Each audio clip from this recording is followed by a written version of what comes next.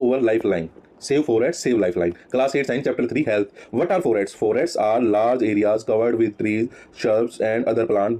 They are home to many animals and play a very important role in our environment and life. ठीक है, जंगल क्या है? जंगल एक बड़ा एरिया है जहां पर क्या होते हैं, पेड़ पौधे, शर्ब्स का मतलब झाड़ियां, other plant, they are home to many animals, ये बहुत जानवरों के घर हैं।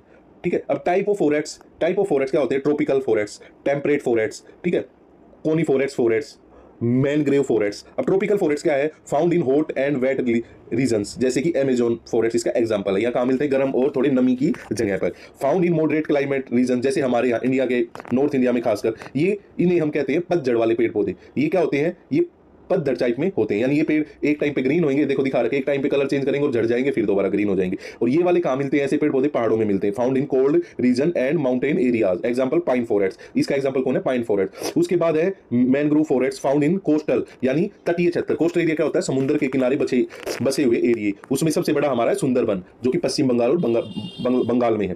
ठीक है, ये झाड़ियां होती हैं और नीचे इसमें काफी तो जड़ों का गुत्था सा बना होता है। ठीक है, इंपोर्टेंस ऑफ फॉरेस्ट क्या है? Maintain ecological balance and support biodiversity, help in rain and maintain water cycle. अगर फॉरेस्ट होंगे तो बरसात है जो वो प्रभाव देखो, गर्मी नॉर्थ इंडिया में क्या हो रहा है? गर्मी जहां हमारी अप्रैल से शुरू होती थी वो अब वो मई में शिफ्ट हो गई है। बरसात जहां जुलाई से अच्छी होती थी वो अगस्त सितंबर में शिफ्ट हो गई। यानी सर्दियां तो अब नाम नाम की रह गई। क्यों? क्योंकि फॉरेस्ट में हम गड़बड़ हो गई है, इकोसिस्टम पूरा गड़बड़ हो चुका है, इस वजह से ये दिक्कत आ रही है। Prevent soil erosion and maintain soil fertility. पेड़ पौधे होंगे तो क्या होगा? जो मिट्टी है, जो सोइल है, उसका इरोजन कम होगा, वो एक जगह से मतलब बहेगी नहीं, और बहेगी नहीं तो वहां पर एक जगह मेंटेन रहेगी, तो उसमें फर्टिलिटी, उपजाऊ, पेड़ पौधे उपजाऊ भी बनाते हैं। Observe CO2 and release oxygen, clean the air. Forest होंगे तो क्या होंगे?